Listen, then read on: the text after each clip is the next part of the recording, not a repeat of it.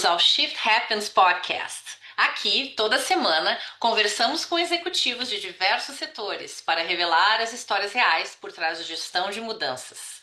Desde grandes conquistas e lições difíceis, mergulhamos no que realmente é necessário para liderar em meio à incerteza. Então, se você é um líder passando por transformação, simplesmente adora uma boa história sobre reestruturação, estratégia e resiliência, você está no lugar certo. Porque quando a mudança acontece, grandes líderes se revelam. Antes de começarmos o episódio de hoje, uma palavra rapidinha do nosso patrocinador.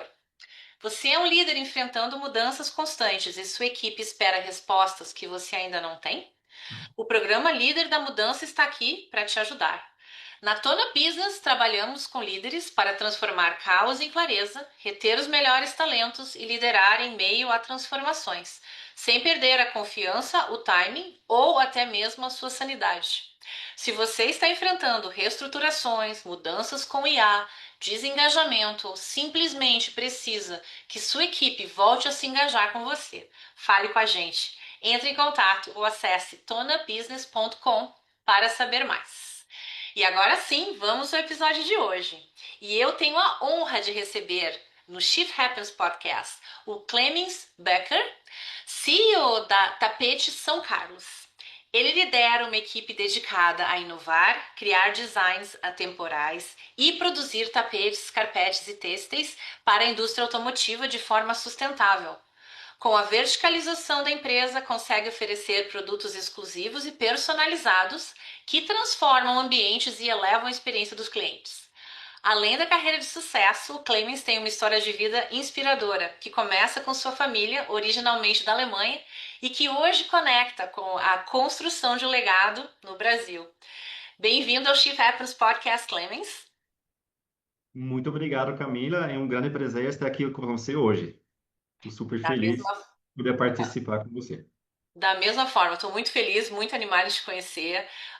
E já que eu comentei aqui na introdução, Clemens, sobre a tua história inspiradora, a tua família, acho que a gente pode começar o episódio de hoje falando de mudanças no setor pessoal, né? E que tipo de experiência que você gostaria de dividir com a gente na tua vida pessoal, de mudanças que, enfim, geraram transformações para ti e aprendizados que tu tiveste. Bom, na minha vida, eu nasci na Alemanha, fui para a escola na Alemanha e os meus pais depois chegaram à conclusão que eu deveria aprender mais uma língua, mergulhar mesmo numa outra língua. Aí me mandaram para um internato na parte francesa da Suíça. E eu tinha antes de ir, não lembro bem, acho uns 10 aulas de francês, então quase nada de francês, de repente caí lá num ambiente que não falava a língua, não entendia grande coisa. No começo, o que consegui me virar era matemática na escola, porque tudo bem, um mais um e no papel, e tranquilo, qualquer um consegue depois, mas... ahm, e foi talvez sem querer ou sem saber, obviamente, eu não planejei isso, mas naquela época eu adotei uma postura de uma criança pequena, não? Eu tinha 16 anos, mas comecei a agir quase como uma criança de 3, 4 anos, que simplesmente confia no pai, na mãe, ou em pessoas de confiança e se deixa levar pela mão. Isso que eu fiz. eh, eu aceitei tudo e qualquer um me ajudar. Pedi ajuda também. Isso foi muito impactante para mim, porque era um caminho que ajudou eu passar por essa mudança de uma forma bem tranquila, tá? Fácil não era, mas virou uma coisa bem, bem tranquila. Isso é um aprendizado que levei para a minha vida como um toda, que pedir ajuda não é sinal de fraqueza, nada disso. É um sinal, que você entendeu que as coisas estão mudando, que você precisa mudar junto com a situação, se adaptar a uma situação nova. E se você não sabe, não domina o que tem que saber, seja essa criança pequena que confia na mãe, pega a mão da mãe e vai num caminho novo. Que legal. Nossa, isso é tão forte, né? Porque são duas questões tão importantes durante a mudança que você falou agora, que é a confiança e pedir ajuda, né? E ter a humildade de reconhecer de que existe uma oportunidade de aprendizado, né? Neste caminho novo que se está percorrendo. E eu adorei como é que eu vou dizer, a associação de uma criança. Seja uma criança, volte a ser, né? E pegue na mão do pai e mãe, ou sei lá, na nossa vida hoje, do seu mentor, de alguém que te inspire, né, de um líder e siga, né? Ah, Não, é isso mesmo. Eu tive o grande prazer de observar isso recentemente aqui na empresa também, não? uhum, Como eu digo, que muitas empresas, quase todos, estamos correndo atrás de mais digitalização, inteligência artificial, e para vários colegas aqui isso é um desafio gigantesco. uhum.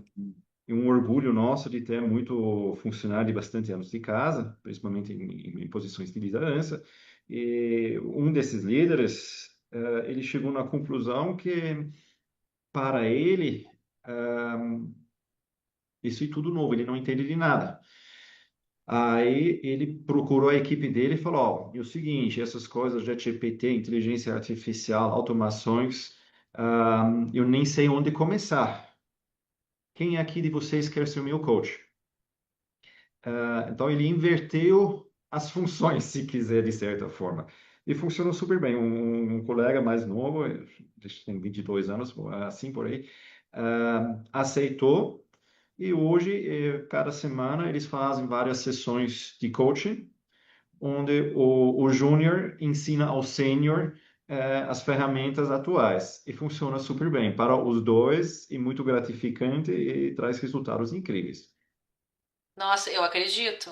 E o bacana é o seguinte, na minha opinião, quando eu vejo uma história como essas, é a pessoa, né, esse líder, né, que é mais sênior na empresa, primeiro ter a humildade de reconhecer, mas e também querer aprender. Eu entendo que eu não tenho essa condição de aprender sozinho, eu preciso de ajuda e quero seguir, né? Quero seguir crescendo, quero seguir me envolvendo, né, nas questões da empresa. Mas não só isso, eu também vejo que você e os seus líderes, Clemens, construíram um ambiente cultural interno onde é ok de chegar lá e se mostrar vulnerável numa situação e não existe motivos de ter medo para isso, né? Não, isso é muito importante.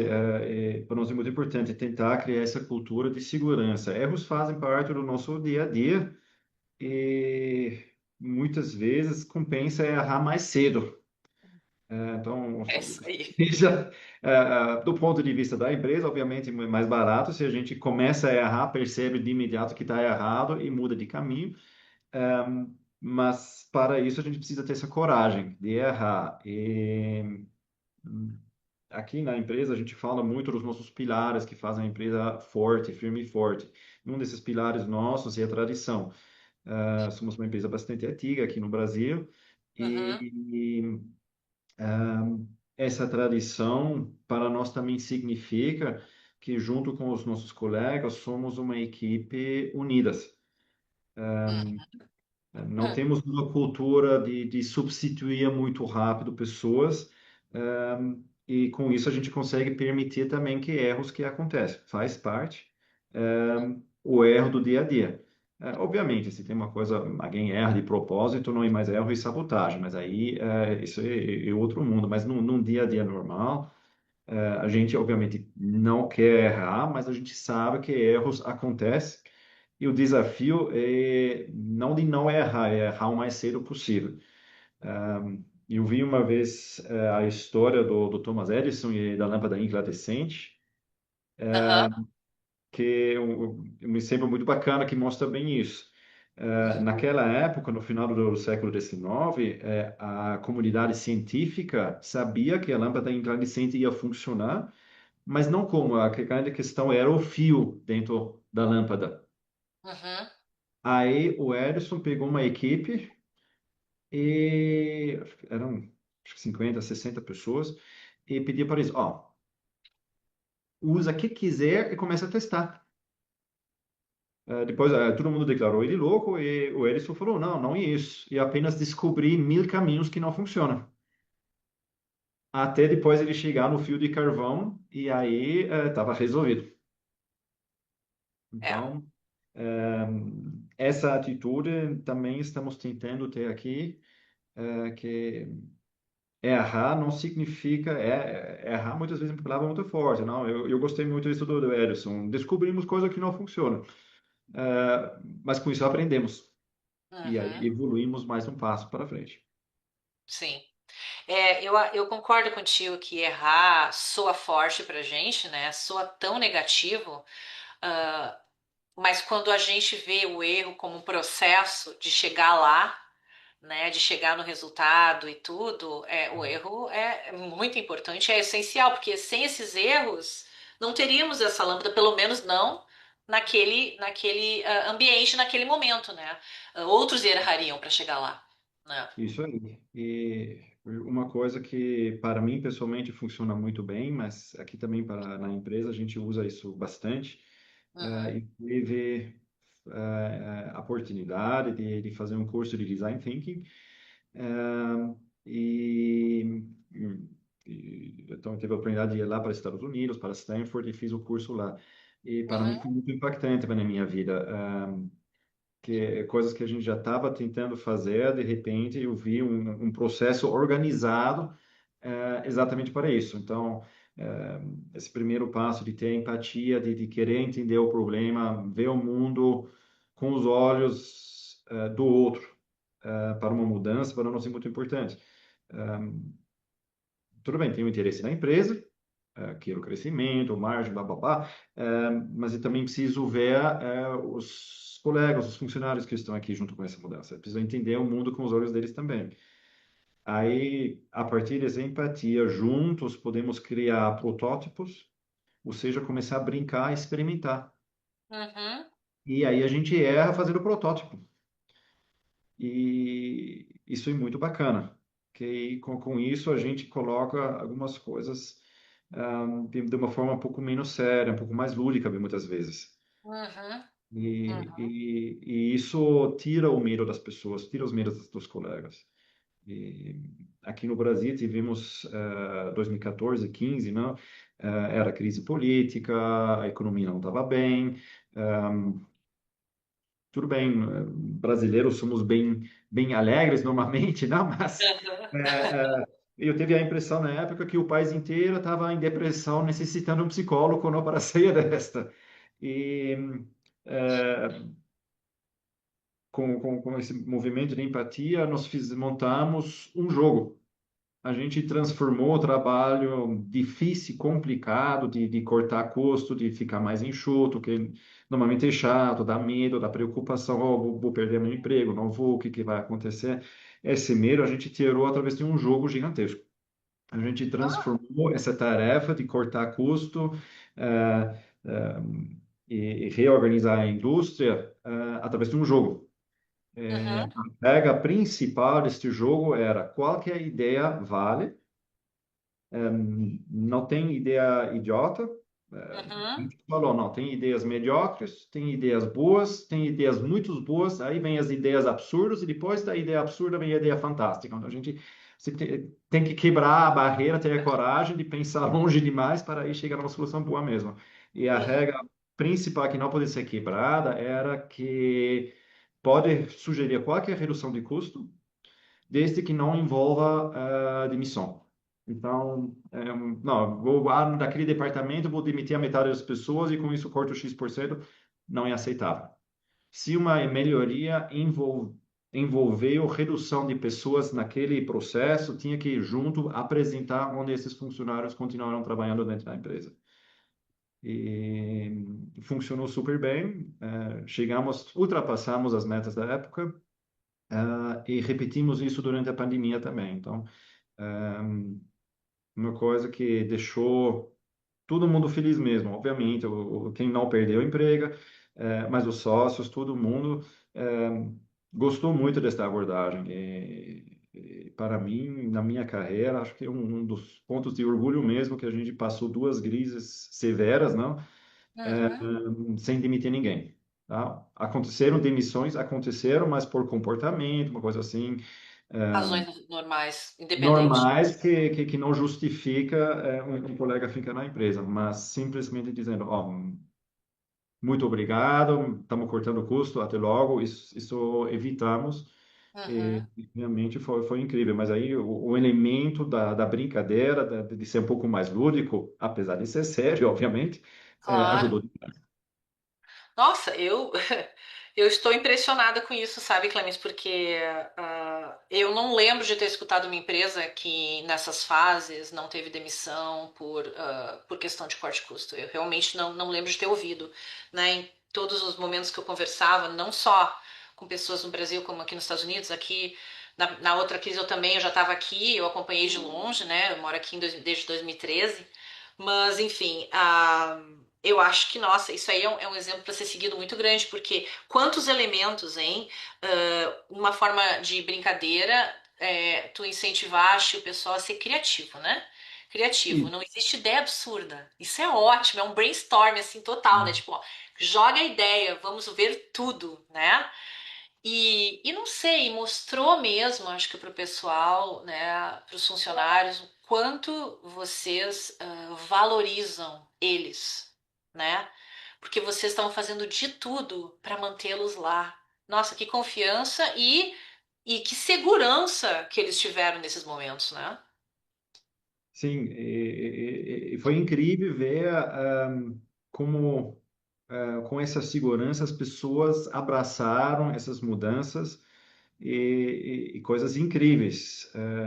Nós tivemos aqui uma colega da equipe da faxina Uhum, que sugeriu de criar mais um canal de distribuição no formato de venda direta, ou seja, que é o mais famoso, acho que talvez o Tupperware, né? uhum. E aí eu admito, eu fiquei, mas o nosso produto, tapete, nesse formato, e aí a menina falou, bom, monta um pequeno catálogo para mim, me dá uma lista de preço que vou comprovar para vocês. Oh, ok. Ah, ok, não temos o que perder, né? Aham. Aí, em 3 dias, dentro do ônibus, indo e voltando para o trabalho, não? Uhum. Ela vendeu, acho, 60 tapetes. Meu Deus! Caramba! Amei! Foi incrível, porque na nossa opinião, nas nossas cabeças, eles não, tapete grande, rolo, tá? E essa venda direta, e perfume, e Tupperware, e coisas Uhum. pequenas, não, você entrega lá, tira da sacola, entrega na hora. Não, isso não era necessário, era fechou a venda, e aí, obviamente, como um e-commerce, despachamos o tapete e chegou na casa do consumidor. Então, foi bastante simples.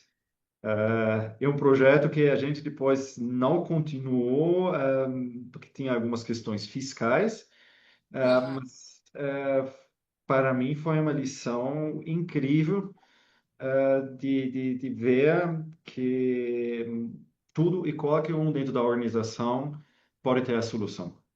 Uhum. E talvez aí a função da liderança é fazer essas ideias, essas soluções aparecerem e não o líder ter o achar que não, eu sou o líder, eu preciso saber, a solução está aqui, vocês resolvem, está feito. Ehm, Precisa ter mais humildade, tá? Então, isso foi muito incrível para observar isso. Que legal. E tu como CEO da organização, né, dando esse exemplo de humildade, conectando e pegando ideias, com certeza é um primeiro passo para gerar essa cultura e inspirar os outros líderes a agirem de forma semelhante, né? É, Esse é o desafio, não? Que os nossos líderes, aqui na empresa sempre era muito gratificante servir na direção. Que a gente saiu de uma cultura muito paternalista, que era provavelmente normal, porque a empresa aqui no Brasil foi fundada em 51 e na época a sociedade era outra, era muito mais hierárquica tudo, não? Então era muito mais alguém dá a ordem, o restante segue.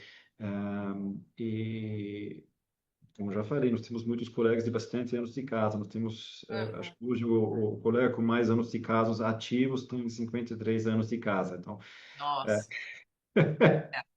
é tem uma vida mais anos toda. de casa do que eu de vida, né? Então, É, é, deixa assim, né? Nossas idades, né? Deixa não, assim. deixa eu falar. Ah, eu tenho 46, vai, eu falo. Enfim, mas Não, a gente brinca com eu isso. estou com 49, então é o colega com 53 de trabalho aqui na empresa. Então, É. e, e para essas pessoas, é, realmente, para mim, é gratificante de nada ver como essas pessoas que entraram já em posições de liderança anos, décadas atrás, quando ainda era um estilo de liderança mais hierárquico, tudo, como essas pessoas conseguem se moldar aos poucos. Mas aí eu entendo que aí, como direção, posso dar exemplo, mas o exemplo sozinho não resolve. O que essas pessoas talvez fazem, eles têm um amor danado pela empresa, e uma coisa que, por exemplo, teve um professor de universidade, ele falou, estamos trabalhando em estruturas de ontem com pessoas de hoje, para construir o amanhã, mas o amanhã as pessoas que estão construindo não vão mais participar da empresa. E de forma talvez intuitiva, esses colegas entenderam isso. Eles têm isso, não.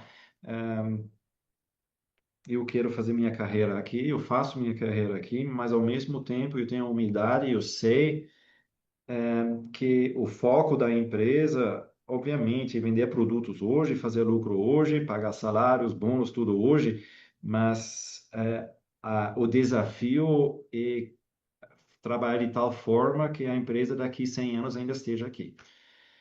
E esse espírito, essa humildade, essa parceria entre os colegas e a empresa de forma tácita, não temos nenhuma política explícita, nada onde está escrito, mas isso faz toda a diferença aqui. Hum, que bacana. É, realmente, esse ambiente, eu acho até esse orgulho, né, que as pessoas têm de trabalhar para vocês, né? De ter essa qualidade de vida, de ter esse relacionamento, provavelmente até além do trabalho, eu imagino, né? Em muitos casos. Penso muito, e nós temos caso que a avó, pai e filho já trabalharam aqui, então isso, tudo bem, somos no interior do estado de São Paulo, mas mesmo em regiões de interior, isso já é mais raro hoje em dia. E a gente conseguiu preservar do passado o que cria valor ainda hoje. Uhum, Então, e que nem os desafios da inteligência artificial. Eu duvido que a inteligência artificial vai fazer tudo do passado obsoleto. Não.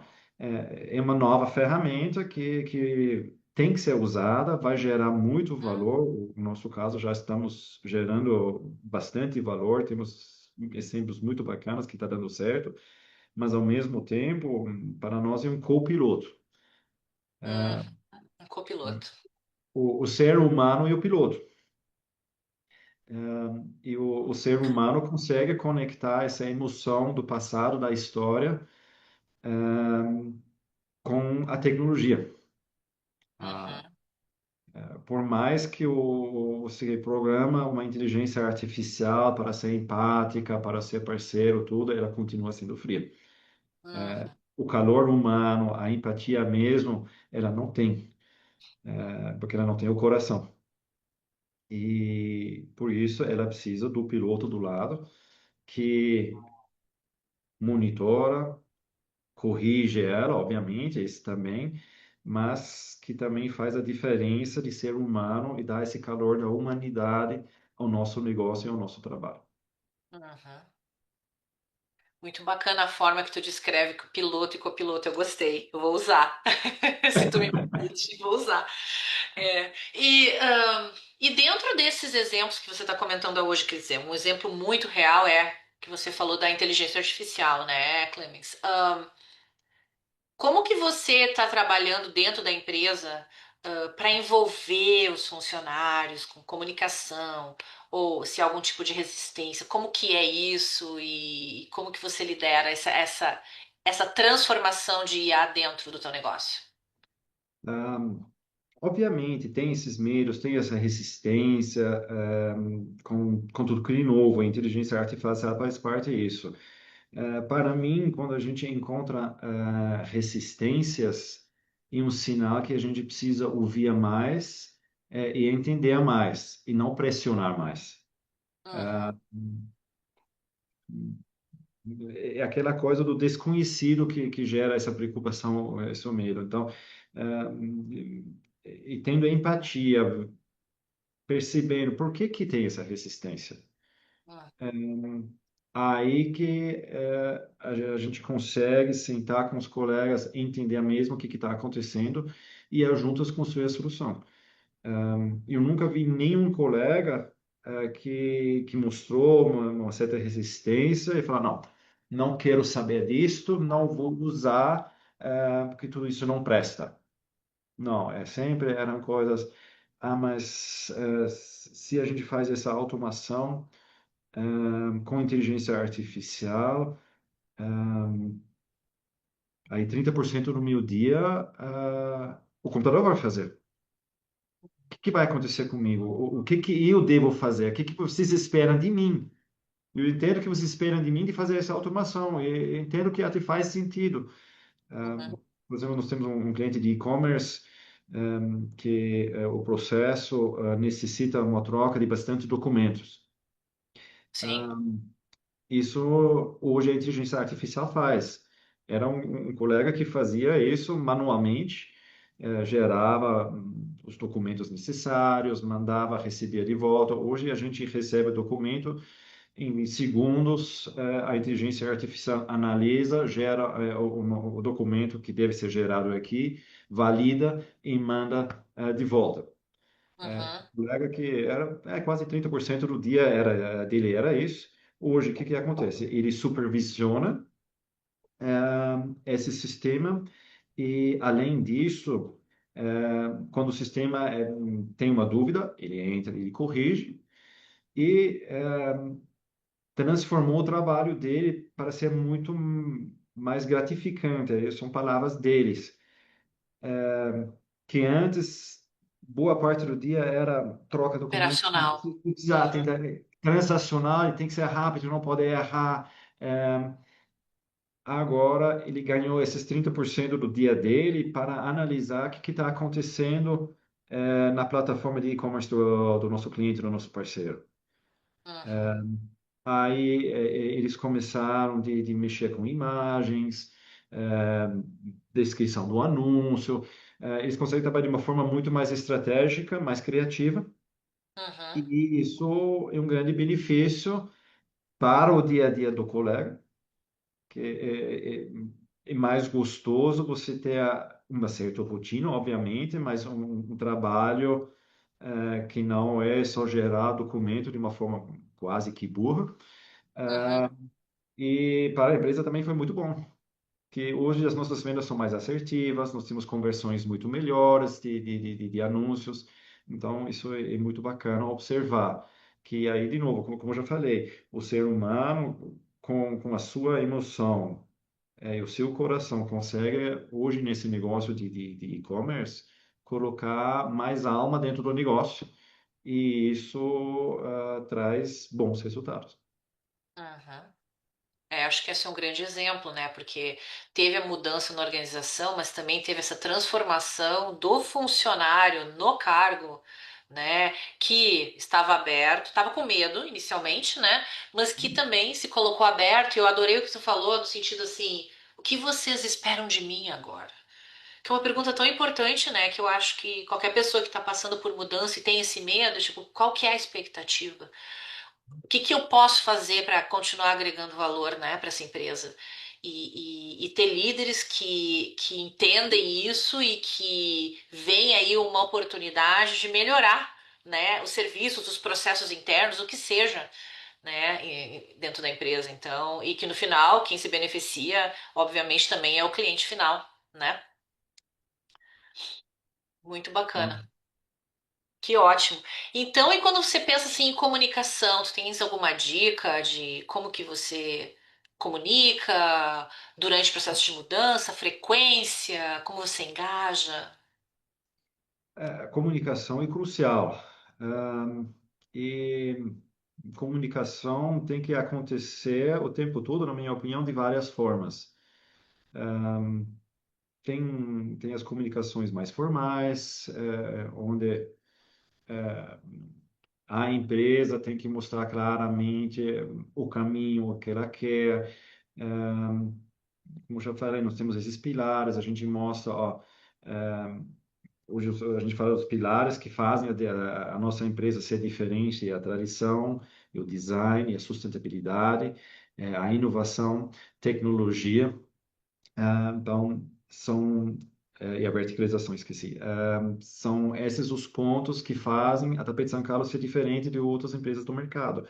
Uhum. E a gente mostra como a empresa é mais forte e cresce desde que trabalhe bem apoiado em cima desses seis pilares. Então, essas são comercializações mais formais, para mostrar o porquê disso.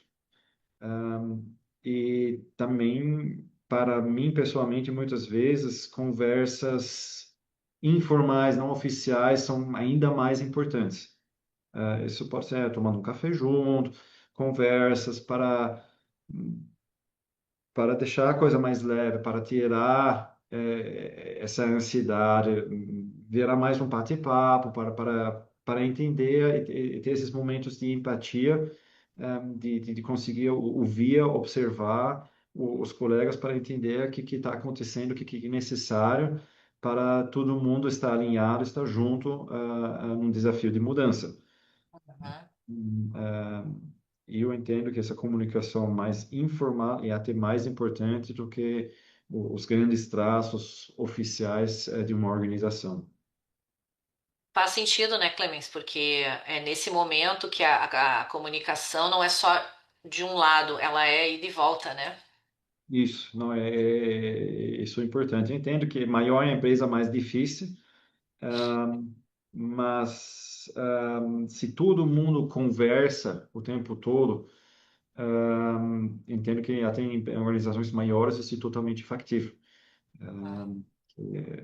Tudo bem, nós somos 500 pessoas aqui, então já é bastante. Pô, é Numa bastante. organização, Uhum. se a gente pega empresas gigantescas, não, com milhares de funcionários, e mais difícil, mesmo assim, essas conversas são totalmente possíveis Sim, de acontecer em qualquer lugar, obviamente. Eu também não consigo conversar com todos os colegas todos os dias, mas conversando quem está junto comigo na liderança da empresa também tendo a mesma postura, aí funciona muito bem. uhum, com certeza. É, eu acho que o desafio das empresas grandes é muito isso, viu? Quando a gente fala de comunicação. Mas o que eu vejo é que se a gente empodera esses líderes que estão, né, na frente aí com os funcionários, dá as informações importantes para eles conseguirem ter essa comunicação, com certeza dentro de uma cultura onde a comunicação é importante, o feedback é essencial, pode acontecer, né? E deve.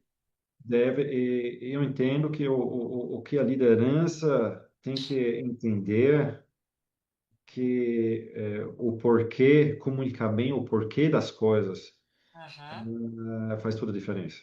sim. Se eu for pedir para você, eu posso chegar em você e falar, ó, pinta essa sua sala de cor de rosa. Se você não for fazer isso em 2 horas, te mando embora. Você vai pintar a sala, mas não sei como que vai ficar. Se eu for falar para você, ó, é o seguinte, vem um cliente que só assina contrato em sala que tiver a parede cor de rosa. E desse pedido depende o nosso futuro. Essa faz toda a diferença. Eu nem vou terminar a minha explicação que você já está pintando a Não, parede. tá pintando. Aham. Não. Mesmo isso não sendo a sua função, você já, além disso, você vai colocar uma toalha de mesa cor-de-rosa também, e um lápis, uma caneta bacana para assinar. A sala vai ficar maravilhosa e perfeita. Mas aí porque você sabe que isso é necessário porque é necessário. Mas só pintar parece talvez absurdo, né? Com certeza, tu sabe que eu adorei o exemplo do cor-de-rosa. Sabe que eu acho que metáforas é como a gente grava as certas mensagens, né? Então, eu adorei a metáfora da sala, porque realmente, e na verdade, no teu exemplo de que tu engajou o funcionário explicando por que é importante, tu nem precisou dizer que senão ele vai embora. Ele já tá pintando, não tem, porque ele tá vendo essa importância, né? Como afeta ele e a empresa que ele trabalha, né? Nossa, Enfim, mas que ótimo. Então, se a gente agora pensa um pouquinho no futuro agora, tá, Clemens? E tu já falaste muito da inteligência artificial, mas ok, sei lá, olhando 5 anos para frente, como que você vê, em termos de onde estaremos, onde a indústria estará, né? E não só isso, quais são as habilidades, o que que a gente precisa, como a gente está se preparando para esse futuro hoje? uma coisa hoje que veio para ficar mesmo, acho que a única constância nas nossas vidas hoje em dia é a mudança, né? É. Que é um grande desafio, que não abraçando uma mudança constante, vai ficar parado e aí cair para trás e perder a relevância e a empresa vai parar de existir, com certeza. Uhum, Então, abraçando essa mudança é crucial, porém, eu entendo que o que é muito importante é ter valores firmes, ter uma base firme que traz uma certa constância, que serve de bússola, como eu já falei bastante nos nossos pilares, e para nós incluo isso. uhum, Esses pilares são assuntos que não vão mudar tão fácil. Como nós estamos fazendo, vai mudar. Mas o que tem que ser feito continua. Então, vamos precisar sempre de sustentabilidade, que é muito importante para nós. uhum, Sustentabilidade, ou ser uma empresa sustentável, 10 anos atrás, não era a mesma coisa que nem hoje. Hoje a tecnologia avançou, lançamos recentemente primeiro o tapete biodegradável de fibra sintética da América Latina. uhum, É, uhum. pensando, hoje devemos pensar muito mais no ciclo completo de vida do produto e não apenas em ter um processo que não gera paras, que minimiza as emissões atmosféricas. Isso são coisas que tem que continuar, mas devemos ter a coragem de sempre olhar ó, o que vem além, para onde vai. Então, economia circular, estamos com alguns projetos pilotos no mercado muito bacana, onde nós vamos aceitar o carpete de volta pós-consumo e aí garantir a sua reciclagem por inteira. Então, Hum, ou seja, o carpete que estava instalado no escritório, numa sala, num hotel, onde for, volta, hoje já está voltando para nós e estamos destruindo o carpete, retransformando ele em fibra, para aí virar, por exemplo, isolamentos acústicos para veículos, ou até peças estruturais dentro de um veículo, como um painel de instrumento, encosto do braço. Então, hum, são desafios que antigamente era mais difícil. Hoje uhum, estamos percebendo que a sociedade está evoluindo e nós juntos com ela, uhum, e isso é aceitável. uhum. Falei, 10 anos atrás, provavelmente um cliente automotivo ia falar, não, não, não, eu quero uma matéria-prima virgem. Sim. Não me, não, isso é um carpete, mas esse milhares de pessoas passaram por cima e eu vou usar dentro do veículo? Vai. Hoje em dia já está na hora de fazer isso. Hum. Obviamente, vai ser higienizado, tudo isso, isso faz parte, mas chiclete não vai junto no carro, não que ficava no carpete. Eu prometo que não tem chiclete. Ah, Ai, Mas são os desafios onde nós também devemos ter a coragem de mudar, de entender que a tecnologia, os caminhos estão se evoluindo, mas essas coisas básicas continuam e servem de orientação para o nosso caminho para o futuro. uhum, com certeza. E para fechar, Clemens, quais são as habilidades que tu acreditas que sejam, assim, o segredo do teu sucesso, de tu chegar onde tu chegou, de transformar a empresa e seguir transformando uma empresa de tanta tradição, né? Se reinventando, mantendo o pessoal motivado, engajado. Como últimas palavras antes de fechar. Para mim, o mais importante é essa coragem de ter empatia, ver o mundo com os olhos dos outros, que isso permite construir as soluções que funcionam para todo mundo. E Uhum, muitas vezes, e é também ter a humildade de entender que muitas vezes as minhas ideias, o que eu acho que é a solução, talvez não seja o melhor caminho. Mas tendo empatia, comunicando muito com quem está junto, se cria caminhos melhores ainda. uhum. O, o meu pai, perdi meu pai nesses dias, então estou pensando muito nessas coisas. Meu pai Nossa. sempre falou para mim, a questão não é você, a questão são eles. Então, se você está numa posição de liderança, a sua pessoa talvez é a menos importante. Você tem que servir a equipe e com isso a equipe vai trazer resultados fantásticos. Uhum, E, e isso mesmo. Então, por exemplo, um exemplo, eu não gosto, mas de vez em quando faz parte, pegar um exemplo do esporte, né? Em 2002, o Brasil ganhou a Copa do Mundo. uhum, Em 2014 não deu certo. E era o mesmo técnico. O técnico em 2002 não marcou nenhum gol, não? Em 2014 também não, porque também não é a função dele. uhum, A função do técnico é fazer com que os jogadores conseguem jogar bem e fazer o seu melhor e orientar eles de trabalhar bem junto em campo e trazer os resultados do jogo. Isso funcionou super bem em 2002, em 2014 não funcionou da mesma forma. uhum. Honestamente, eu duvido que o técnico que estava tão ruim assim em 14, que ele desaprendeu, né? Tinha muitos outros fatores influenciando, não? Como a Sim. Copa estava no Brasil, a pressão do público era imenso. Uhum, Eu fiquei na época com a impressão que o Brasil está exigindo para o time ganhar e não torcendo para o time ganhar. uhum, E isso para uma empresa também é importante de entender que uma pessoa tem impacto, faz coisas, pode fazer coisas acontecerem, mas tem muitos mais fatores que influenciam.